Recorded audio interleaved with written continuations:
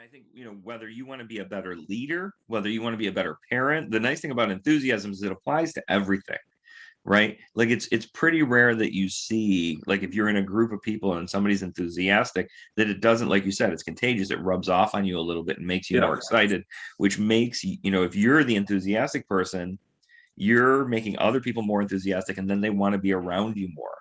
Exactly. Now, there's always going to be some people who are completely non-enthusiastic who are going to tell you to go away, and that's okay, right? But when you're trying to be a leader, it's important to make sure you're inspiring. I think the word failure is something that people just cringe at when they hear it, when they're told that.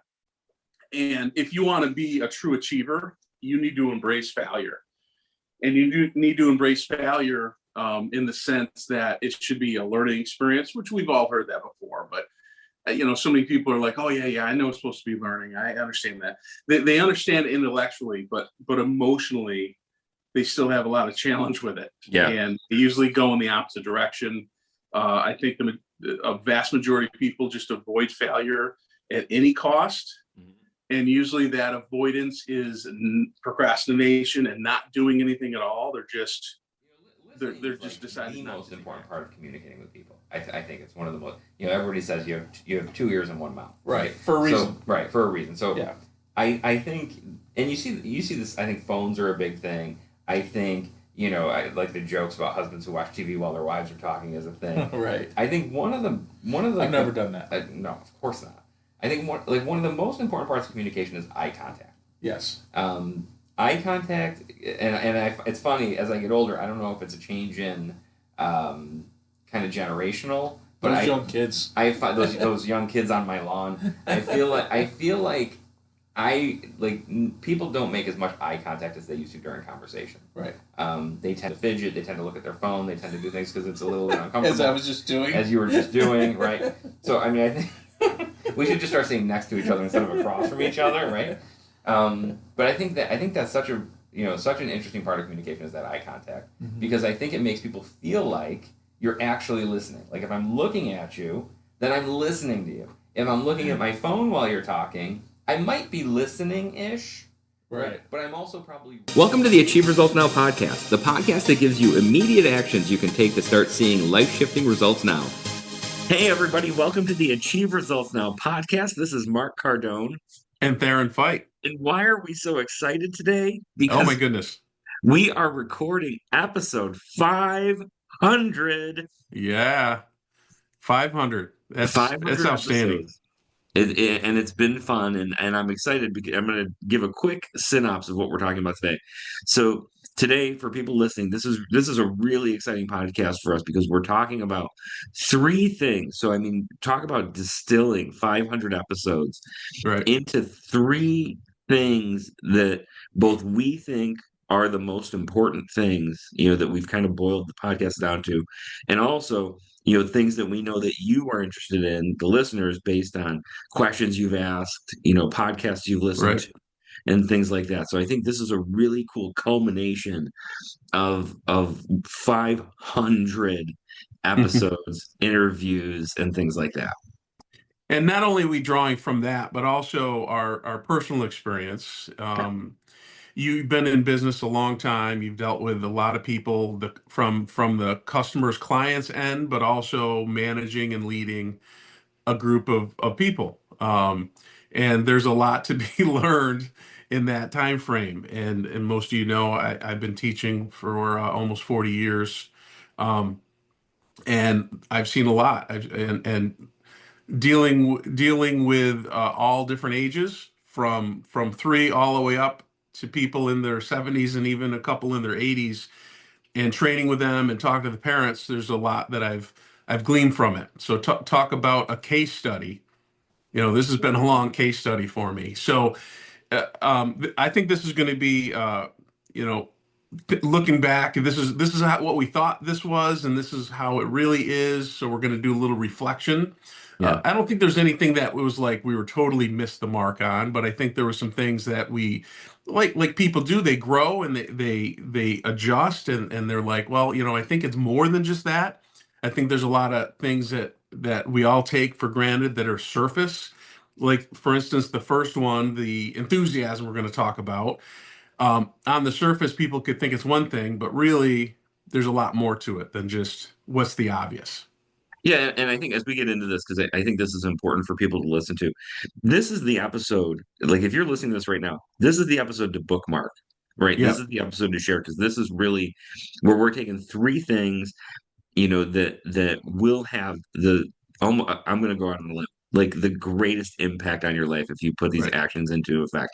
And they're simple, but they're not easy, and they take practice. Right. You know, Yep.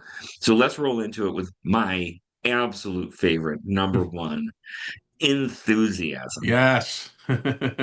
Of course, that has to be number one with you, right? Has to be number one, enthusiasm, being excited. And I think with enthusiasm, people can certainly fake it, and I think there's something to be said about it's okay to fake it a little bit. We You're not always going to want to go to work or want to go to school or want to work out. There's going to be certainly days that you just don't feel into it. The problem arises when people allow that to be part of it, and then they develop habits of laziness. I mean, most all of us we want to find an easier way to do things. I mean, that's what humans do. They look for things, shortcuts and ways to get more done in less time. And on the surface, there's nothing wrong with that. And enthusiasm is kind of part of that. But it really needs to be something that you have to work towards, so that it becomes more of a natural thing. So the fake it till you make it is certainly a good strategy to start with, but then it has to go beyond. Yeah. And I think if people think, oh, you're just enthusiasm is about just being positive and just being rah rah. Well, that can lead to you not knowing things that you need to fix. Yeah. You not realizing that there's an issue over here that you're ignoring because you're just being positive and enthusiastic, and you don't have that balance of realism. 100%. And I think one of the big misconceptions, that people have with enthusiasm is, I know, like they say this, well, Mark, that's just how you are. Right. You're just Right. excited. You're Right. just Right. Right. positive. Why does Yep. Mark love Mondays? Because that's just how you are, Mark. You're weird. Yeah. And what I try to explain to people is, for me, it's a process, Right. because Right. Right. Yep. like you said, I don't always want to go to the office. There's things today I don't want to do. Yeah. But the first thing, I have to pretend that I'm really excited to do it. Yep. And then by acting excited to do it, which we know, like, physiologically this happens, Hmm. as I position my body in a way that's excited, my brain gets more excited.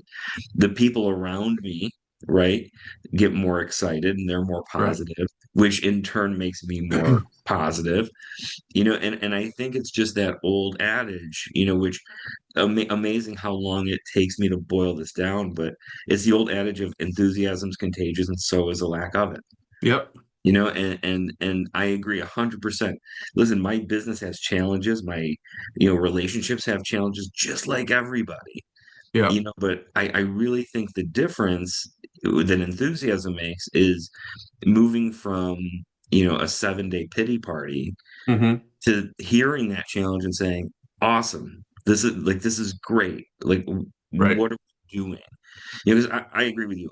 A lot of people take enthusiasm, I think that was a great point, as just be excited and ignore the problems, Yep. which you can't do. But you don't have to be miserable about the problem. Right. You Yep. can address it with that. Let's go. Let's do this. This is a challenge, and we're going to get it. Hmm. And I look at enthusiasm is certainly an outward action, of course, like Mhm. you mentioned, and you have to have that, and you have to energy, and you have to show energy in your voice and your body language, but also it's a mindset. Yeah. And I look at it as a optimistic mindset, because if you're truly enthusiastic and you run into an issue, a problem, which we all do throughout the day, and especially if you're running a business, like you mentioned, if you are miserable about it and if you're negative about it, that also is going to spread. Mhm. So the quote you said is enthusiasm is contagious, and so is the lack of it. So it can go in either direction. So if you run into an issue and you're like, you know what, I know this is bad, but we're going to overcome it. We're going to figure it out. And as a leader, that's your language that you're saying. Even in your head, you're saying, "Oh my God, I'm freaking out. I'm not sure what to do." You don't do that if you're leading to other people. You have to give them confidence. You have to be enthusiastic because oftentimes, from my experience, is maybe you don't fix the problem or come up with a problem, but someone on your team does. But if you led with enthusiasm, that allows them the confidence to help with the challenge that you're running into versus you being negative. Oh, the world's ending and this is bad, that's bad. I think all of you are probably not going to have a job next week because we lost this big client. What is that going to do? Yeah. And Right? And well, that is something that I hear too often with business owners. They just throw in the towel way too early. Well, and we just finished our leadership blueprint, which I think leads right into this because, I started telling this to my kids and I tell it to my team all the time. Like if you walk into a room and all the people in there smell bad, because this is the world we live in right now, where the thing I continually hear is how people are lazy, people don't want to work, people Right, are right, whatever. right, And I always say, look, if you walk into a room and it smells and all the people smell bad, go into a different room. But if you go into a right. different room and those people smell bad too, like check the bottom of your shoes. It might be you. You know what Right. I mean? So I mean, Yep. I think there's just so much to be gained, from tackling enthusiasm head on and being an enthusiastic leader. That doesn't mean you're, high-fiving people into the floor when they're having a bad day. Right. But it means you're that source of inspiration, kind of that light, that helps push people forward.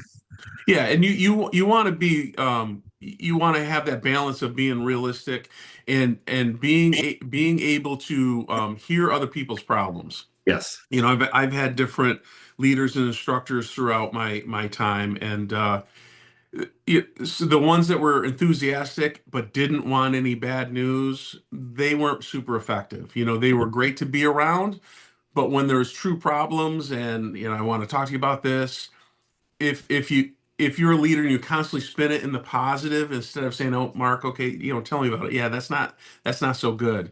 And you get all the information out, and then you're in, let's try this. And that's a Anthony Robbins technique of you pace the person. If you're at a level 10, they're a level 2. You don't come at them as a 10. You come at them as a 3, and then you pace them up to a different enthusiasm level. It's like working with kids. If you come in, "Hey, how are you? It's great to see you," and the kid is shy, they're gonna go right behind their mother's leg and never come out to work with you on the floor. You have to be down to their level and literally, if they're small, to their level. But I'm talking about energy wise, and then slowly bring them up. That makes a big difference. And I don't think there's enough awareness with leaders of this is how I act, this is how I sound. I'm too overbearing, I'm too energetic. You can be enthusiastic and be quiet. You can have a quiet enthusiasm, and that's kind of the more appropriate thing. I love that math because I'm thinking like if there's a 3 and I'm a 10, that means I have to be a 17 to add my 7 to their 3 to get us both to a 10. And that's not, like that's not the way to do it. But when you think about, I like using the numbers because you say, okay, like if someone's at a 3, just be a 4. Don't be Right. maybe even come in as a 2, pretend to be a 2 and then fake your way up. Sure. But Right. I really think that's that this is a huge key to work on. And I think, if people really can just, start addressing things as they come along as let's go, let's do this. It's going to be good. Um, I think people get a lot out of this one.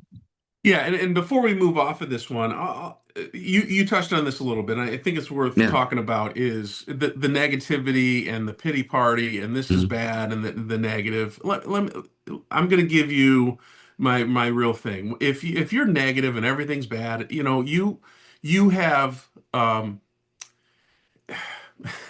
for the lack of a better term, um, you're not confident in yourself. You lack the enthusiasm because you don't believe you can do it, and you're also taking the easy way out. If we have a problem and I say, it's probably not going to work, well, that's easy. I'm not putting myself on the line because I could be right, and if I'm wrong, it's not a big deal. Well, I'm surprised it worked this time. Don't be that type of person. It takes courage to say, hey, Mark, I know there's a problem, but we're going to get through it. This is how we're going to do it. That takes courage as a leader. That's the kind of leader you want to be in your family. You want to be in business. You want to be that type of leader. And in order to do that, you have to you have to be enthusiastic for that to happen. But it's the confidence and the belief that's going to turn you into that. Which is literally the perfect segue into this. Thanks. I really like you could not have, and I don't even think you meant to do it, but you couldn't have segued Oh, I into did. it. Of Of course. It course you was did. all Of planned. course you did. Number two, we're talking about adaptability. Yep. And I think there's so much thought process around adaptability and that ability to, Hmm. yeah, change things is that kind of go with the flow mentality, Right. right? Which Right. there's a time and a place for just be, right? Yep. And like I enjoy that is just Hmm. be. But when we're trying to achieve something, we have to understand that not every wall can be crashed through, Right. right? You're not always going to be able to, putting your shoulder through a piece of sheetrock is pretty easy, but breaking down a brick wall, right, A can be a little harder. Yeah. so having that ability to figure out how to get around the obstacle, how to work with it, I think this is a really important thing to practice. Well, I think when people think adaptability, they think that you're passive. They Yeah. think that loose whatever happens. And certainly there are people like that. Mhm. They'll just be passive and, oh, whatever you want. What do you feel like what do you want to do for dinner? Oh, I don't care. And then sometimes it can turn negative and be the passive aggressive person, which those people irritate me even more than just a passive person. Um, but that's not what that means. Adaptability is, I think it's more of what are your hierarchy of importance? Mhm. Okay. If your child, and I'm going to talk about parenting because being a parent, but also the 40 years of seeing great parents in the dojo and horrible parents in the dojo and everything in between, I have a pretty good idea of what works and what doesn't raising kids. So if your child says, you know what, I just I don't want to do whatever it is, you have to rank it. Okay, is this going to be something that is simple? It's not a big deal, or is it something that's super important? You know, Mhm. and you want to rank it by looking through. Okay, what would happen if they don't go to class? Okay, if they miss one day of class, can they make it up? Certainly. Okay, so it's not the end of the world. However, if that one class turns into missing two classes, then they missed a week, then they missed 2 weeks, what are the chances of coming back? Very nil. Well, what's the effect of them right now? Nothing. They're fine. What Right. about in 3 months? Well, their attitude's probably going to be worse. Plus, you allowed them to quit something that's good for them. And then what's going to happen in 6 months or a year? And you know what? I've seen kids, they got all the way close to their black belt and they quit. Well, what is that telling them? What is that? That is showing them that, hey, when things get really hard and it looks like it's impossible for you to do, you should just give up. And that isn't just karate. That is going to be if they have tough time in school or at work or a marriage or anything like that, that compounds and builds on each other. I'm not talking about the orange belt that quit because they didn't like karate. That's a real thing. Karate Yeah. isn't for everybody. I'm talking the ones that got so close and they've been in here for years and years and years, and because it got too tough for them, they ended it. And that's one of the things. How do you teach that adaptability? How do you teach that? Yeah. And so that I'd like your view on that, if you would. Yeah. And I think this is so much about there's two things you have to know when it comes to adaptability. At least on my side of things, is you need to know the way, right? You need to know how to do a thing. And then you have to Hmm. know yourself, because, listen, if I want to get in shape, I can listen to 400 different people who have different ways, Right. right? But I need to understand what my life looks like, right? Yeah. I have a friend who's in incredible shape and he doesn't exercise at all, but he plays pickup basketball like 4 days a week, right? Right. Which is exercise, right? Don't Yeah, for sure. basketball people. I did not say it isn't exercise. I'm just saying he doesn't like go to the gym, Yeah. but except for the basketball gym. But that's his way. Now, if I learned that's how people get in shape, I would never get in shape because I don't like basketball and I stink at Right. it, right? Right. So having that rigid flexibility and that ability to say, okay, I train salespeople. I've got 20 salespeople on my team. If you think three of them can do it the same way I do it, no way, right? Yeah. So part of that adaptability is I have to be able to learn the person and find a way for them to be able to achieve the same results, right? Yep. Not everyone's going to, dial for dollars 4 hours a day. Some people want Right. to be, some people want to be a community salesperson. Some people want to cold call. Right. But really, it's about understanding that here's where I want to go, and understanding how can I get there. And I think having that resolve to be flexible in your plan, but inflexible in your destination, I think is so important. Right. Right. And I think also when things go wrong is thinking about, okay, what is this teaching me? What lesson is I'm learning? And Yeah. oftentimes there is a lesson in everything, and it's certainly the negative part. If you get a complaint, um, maybe the person just likes to complain, but also maybe they have a valid point. Maybe there was something that needs to improve, your communication or your system.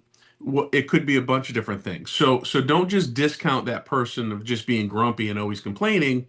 Really think through, is there something valid with that? Now, that doesn't mean that you say, hey, you're right, because you don't always want to validate those types of people, but internally you can learn a lot.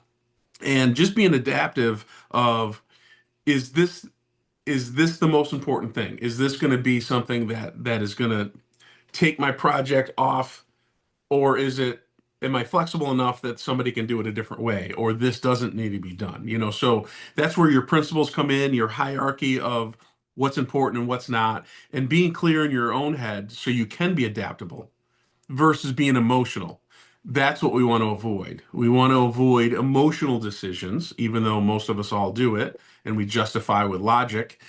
But we want to try to have that hierarchy of, here are my principles that I'm going to stick with. Here are the things that really are okay to be flexible with, just like you mentioned, the rigid flexibility. So it's having strong principles and flexible tactics, basically. And I want to hop in here real quick and talk about something I got wrong. Very Okay. wrong. Very wrong. Okay. And you'll remember part of this because this is dealing with the old Franklin planners. Oh, yeah, yeah. You remember when Of like course. like in the olden days, like you had to order it and it would come in the mail in a big box and you Yep, were super excited absolutely. to open it. Exciting day Such an when that exciting day came. getting our I know I'm such a nerd. But the back of the planner was where you did all your life planning. There was that section that came, and you would open it. And the first two parts of that I always remember were your mission statement and your Hmm. vision, right? Yep. And those were the two keys. And I always skipped it. And I went right to the third part, which was goals. Because I Hmm. was like, well, goals are important. Like I got to have Yeah, goals. yeah, yeah, yeah, But yep, this stuff's yep. kind of fluff, Right. right?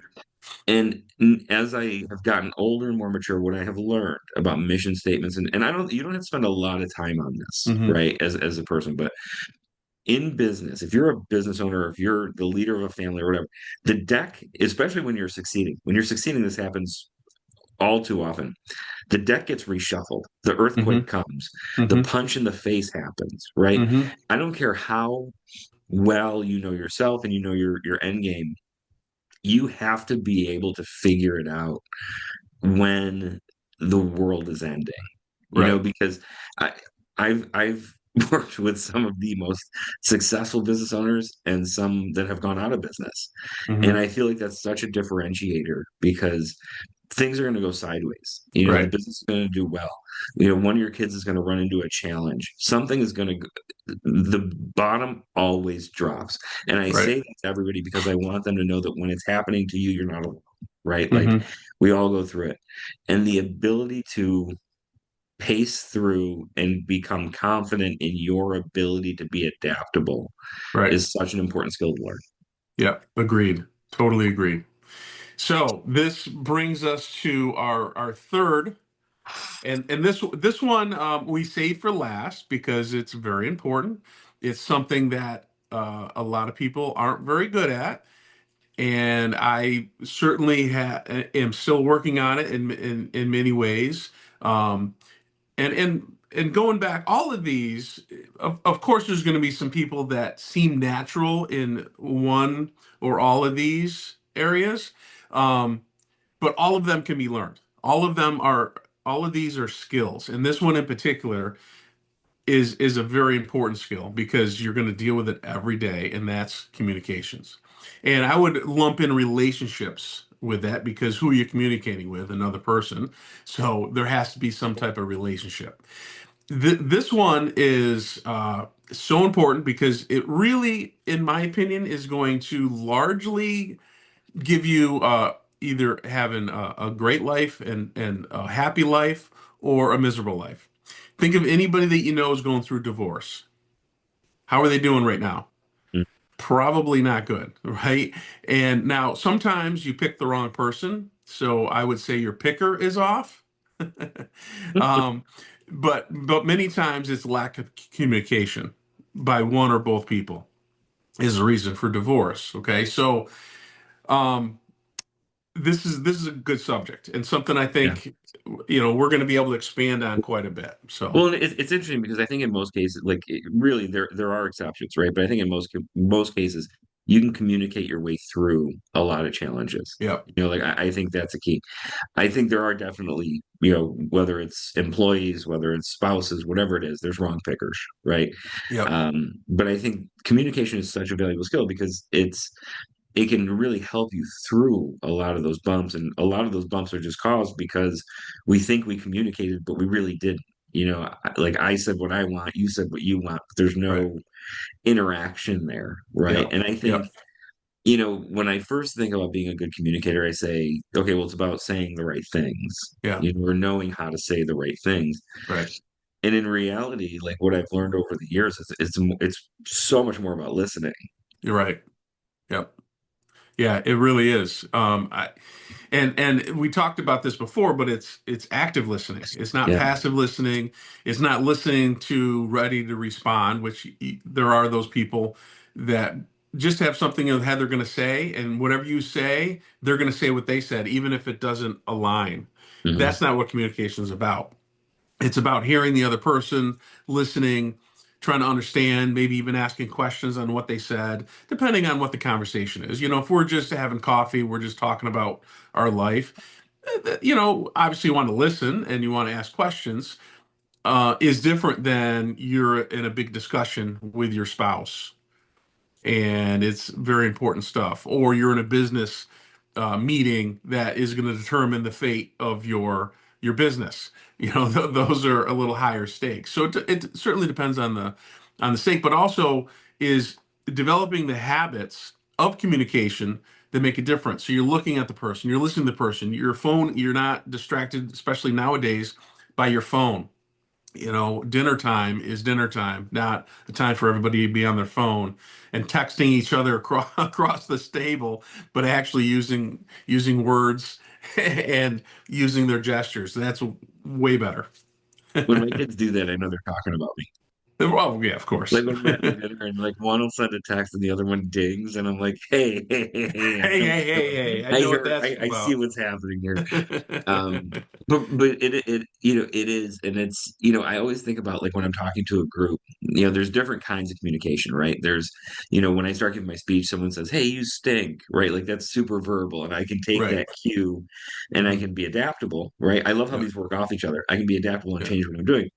But another thing you have to look for is, like as I'm talking to a group, are people looking at their phones and texting, Yep. right? Because that's a physical cue Hmm. of how people are feeling.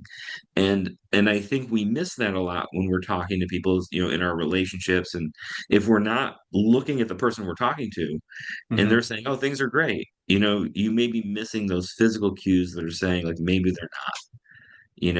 Those opportunities for us to ask questions, to dig Right. deeper. And people who want to know the right thing to say, I don't think you can say the right thing until you really know what they said. Yeah. So I think it's interesting watching people communicate and how communication for most people is just waiting to talk. Yeah. right? And realistically, it should be listening, active listening, and making sure you truly understand before you even know what you're going to say. Yeah, and I think that's where the questions come in. So Yeah, getting really good at asking questions.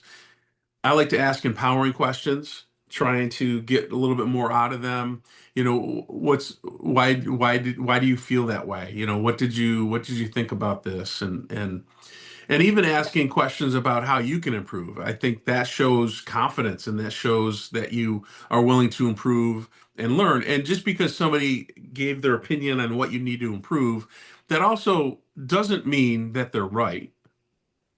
Like if I said, Mark, what do you think of this and this and this? I'm going to listen to you and I'm going to probably take what you say in a higher esteem than just somebody off the street, of course. But that doesn't mean you're 100% right. That's just your perspective. yeah, And so when you're listening to people, is trying to, like you said, understand from their perspective, but realize their perspective is different from yours. So maybe neither of you are right. Maybe one of you is right. Maybe one of you half right. I mean, there's all this a spectrum of, and it really doesn't matter who's right. I mean, you shouldn't really, especially with your close relationships, you shouldn't be keeping score right. because that isn't good if you're the one that keeps score. I was right here, you're wrong there. And that's your type of personality. That's very abrasive. And you're probably not going to have a lot of true friends because you're a lot of work. Yeah, Who wants a friend that is just a lot of work? right. Who wants a spouse that's a lot of work? Uh-huh. I mean, honestly, no, I mean, you can lie to yourself, but you really don't. You Right. want somebody like you and I have a great relationship. We can talk about a bunch of different stuff. I don't know, since we've reconnected back 11, 12 years ago, I don't know if we've ever had a disagreement. Like, I mean, we will discuss things, Yeah. but it's not like we had a fight, just because we understand each other and we know that if you say something's a little odd and a little off-putting to me, I'll sometimes I'm like, well, that's just him. He didn't mean anything nasty by it, right? Because of the relationship we have, and I think that's an important thing. I mean, think of how long we've known each other, Yeah. and think of all the other people you have long-term relationship with. You should be worried to be around people that their longest relationship is 2 years and they're 50 years old. Right. It's probably not all the people around them, it's probably them. Right. There you go Right? again. I like it. That's just Mark. That's just how Mark is. Yeah, Mark is yeah. like that, which I am. I'll get and if my wife, God bless her, didn't have the mentality of, oh, that's just Mark, like Right. we would have a mess.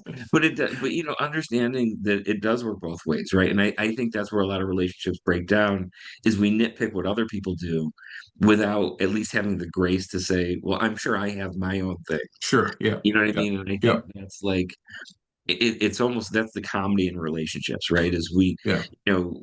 if we're not an effective leader, we're not an achiever, what we do is we look at other people and just nitpick how bad they are at certain Yeah. things Yeah. without being able to give them the grace and say, well, I'm probably also not perfect, Yeah. right? Like I live in a place where I understand there are a lot of, and it's funny, you and I talked about it last night, Yeah. how I have Oh some yeah. imperfections in my styles of leading people, right? Yeah. But they work in certain situations that I find myself in frequently. And Right. I said, you have amazing leadership skills that I don't have that work great in probably more situations than I'm in, but I think understanding other people, really that desire to um, understand, before you have to be understood Yeah. is a skill that more people need to develop. Yeah, for sure. And I think what bridges this, but really all three of them, is gratitude. So Yeah. we struggle with this because we were going to include gratitude as one of the three, but we thought, you know what, it really is overarching with all of them, and because it's a mindset, as we talked a lot, is if you're grateful for people in your life, you're grateful for even the problems coming at you, you're grateful for um, being able to be enthusiastic and be able to Yeah. communicate and be able to talk and be able to be around people. If you have that gratitude and it's truly coming from the inside, all three of these are going to be better. If you are with somebody and you're grateful for them being in your life, even if you don't say it, they'll probably feel it, and your actions and your words will come out in a much better way.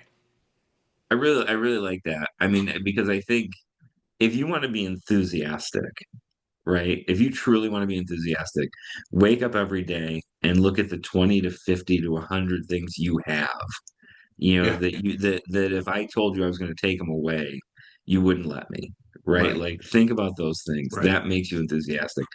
If you're grateful for your problems because and those road bumps because they're making you stronger, like you're going to be more adaptable. right, And 100% what you said, like communicating. God, what is there a better thing to be grateful for than the people around us? right. And send somebody a thank you note, right? Yep, Give somebody some honest gratitude. Say, man, and don't just say, hey, the one of my least favorite phrases is when people say, I'm grateful for you. right. Like it's almost become like Yeah, like just a good like cheers, like I'm grateful for you.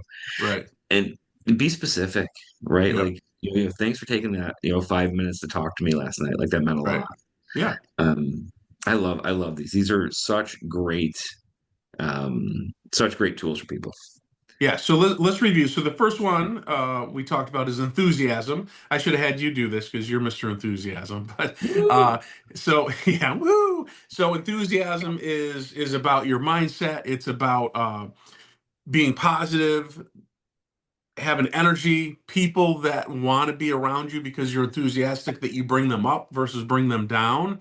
All of that is going to have a major impact on everything else that you do if you bring the enthusiasm with you. Absolutely.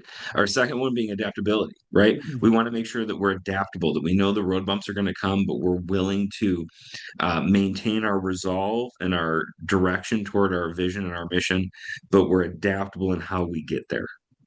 And then the third part was communication. So it's active listening, it's trying to understand people, making sure that you're able to get your point across, but at the same time be flexible. So it's leading back to the second pillar, the adaptability. So all of them definitely intertwine because I think if you're enthusiastic as you're listening and you're adaptable, that's a killer combination right there. Absolutely. And I think that really distills so much of the podcast, that combined with gratitude, which we talk about on every episode, I feel like. Right. These things will absolutely change your life. We hope you enjoyed our 500th episode of the Achieve Results Now podcast. Bookmark it, listen to it again, share it with people, and we'll see you on 501. All right. Thanks, everybody. Thanks for listening. Hop over to our website at www.achieveresultsnow.com to get your free copy of our book, Ignite Results, 4 specific daily actions to help you achieve results now. You can find us on Facebook at facebook.com/Achieve Results Now. Thanks for listening, commenting, and subscribing. Now get out there and achieve results now.